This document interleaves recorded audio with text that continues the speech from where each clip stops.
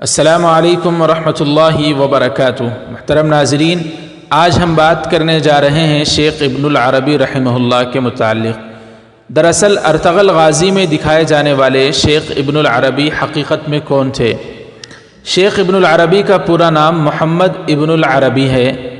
آپ رمضان المبارک سن 560 ہجری بمطابق اگست سن 1165 عیسوی کو اندلس یعنی اسپین کے شہر مرسیہ میں پیدا ہوئے۔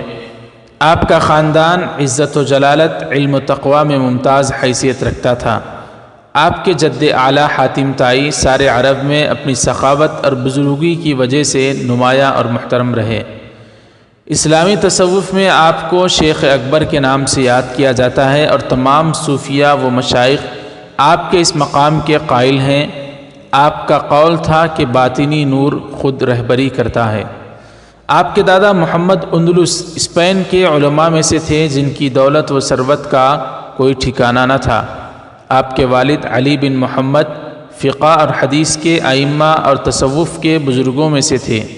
اس کے علاوہ وہ عظیم فلسفی ابن رشد کے دوست اور سلطان اشبیلیہ کے وزیر بھی رہے۔ والدہ انصار سے تعلق رکھتی تھی، جبکہ شیخ کی چھوٹی بیٹی زینب تو کم عمری ہی میں مقام الہام سے سرفراز ہو گئی تھی۔ شیخ ابن العربی نے اپنے سوانح میں اپنے خاندان کا تفصیل سے ذکر کیا ہے اور والد، چچا، دونوں ماموں، زوجہ اور کم سن بیٹی کے ایسے دل کھینچ لینے والے واقعات بیان کیے ہیں جو پاکیزگی و ایمان اور زہد و معرفت میں ان کے بے حد بلند مقامات کی نشاندہی کرتے ہیں۔ 8 سال ہی کی کم عمری میں شیخ ابن العربی اپنے خاندان کے ساتھ مرسیہ سے اندلس یعنی اسپین کے دارالحکومت اشبیلیہ آ گئے۔ سن 598 ہجری تک وہیں رہے اور دین و ادب میں کامل درجے کی تربیت پائی۔ پہلے ابو بکر محمد بن خلف لقمی اور ابو القاسم عبد الرحمن الشرائط القرطبی سے قراءت کی تعلیم حاصل کی۔ اس زمانے میں ابھی تصوف میں داخل نہیں ہوئے تھے۔ اپنا بیشتر وقت یا تو نغمہ و شعر میں گزارتے یا پھر جانوروں کے شکار میں مصروف رہتے۔ وہ اس دور کو زمانہ جاہلیت کا نام دیتے تھے۔ پھر جوانی ہی میں جبکہ ابن العربی کے والد بھی حیات تھے، ان میں ایک عظیم روحانی اور باطنی تبدیلی پیدا ہوئی اور یہ کشف و شہود کے اعلیٰ مقامات تک پہنچ گئے۔ اشبیلیہ ہی میں شیخ ابن العربی نے باقاعدہ قصد کر کے مروج طریقے سے 21 سال کی عمر میں سن 580 ہجری کے دوران جادہ سلوک میں قدم رکھا۔ اس کے بعد وہ مجاہدہ و ریاضت اور عرفاء کے معارف کی تحصیل اور صوفیہ کے احوال و آثار کے مطالعے میں مشغول رہے۔ شیخ ابن العربی نے مصر، قاہرہ، ایران، بغداد اور دمشق کے سفر کیے اور بہت سے بزرگوں سے ملاقات کی۔ محرم سن 627 ہجری کے آخری عشرے میں حضرت رسول اللہ صلی اللہ علیہ وسلم کی زیارت سے خواب میں مشرف ہوئے۔ آپ صلی اللہ علیہ وسلم کے ہاتھ مبارک میں کتاب فصوص الحکم تھی اور آپ صلی اللہ علیہ وسلم نے شیخ ابن العربی کو اسے لکھنے کا حکم دیا تاکہ لوگ اس سے فائدہ اٹھائیں۔ شیخ ابن العربی نے دل و جان سے فرمان نبوی صلی اللہ علیہ وسلم کی تعمیل کی اور پورے خلوص نیت سے تحریر میں مشغول ہو گئے۔ یہ کتاب تصوف و عرفان اسلامی میں نہایت مؤثر ہے اور ان کی دوسری کتابوں پر فوقیت رکھتی ہے۔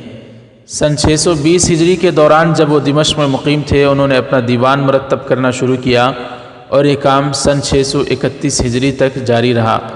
انہوں نے برسوں کی محنت سے اپنی بڑی کتاب فتوحات مکیہ کی تکمیل کی۔ وہ اس کتاب کی تحریر میں 35 سال مصروف رہے۔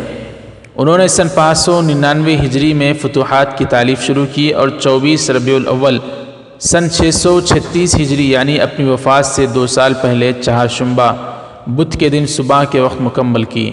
شیخ ابن العربی نے لکھا ہے کہ میرے بعض دوستوں نے مجھے بتایا کہ وہ میری 4000 تحریروں کو معرض ضبط میں لائے۔ بعض کتب میں ان کی کتابوں کی تعداد بتائی گئی ہے، جبکہ کچھ کتب میں ان کے کتب اور رسائل کی تعداد 848 بھی لکھی ہے۔ حضرت شیخ ابن العربی یعنی شیخ اکبر محی الدین محمد ابن العربی الحاتمی الطائی الاندلسی کا انتقال سن 1240 عیسوی کو شام کے شہر دمشق میں ہوا۔ آپ کا مزار شریف بھی دمشقی میں موجود ہے۔ امید ہے ناظرین اکرام حضرت شیخ ابن العربی رحمۃ اللہ علیہ کے متعلق یہ مختصر سی سوانحی ویڈیو آپ کو پسند آئی ہوگی۔ برائے کرم اس ویڈیو کو لائک کریں، زیادہ سے زیادہ شیئر کریں، ہمارے چینل الہند اسلامی ٹیوب کو سبسکرائب فرما کر بیل آئیکن پر کلک کر دیں تاکہ آنے والی ہر ویڈیو آپ تک آسانی سے پہنچ سکے۔ السلام علیکم ورحمۃ اللہ وبرکاتہ۔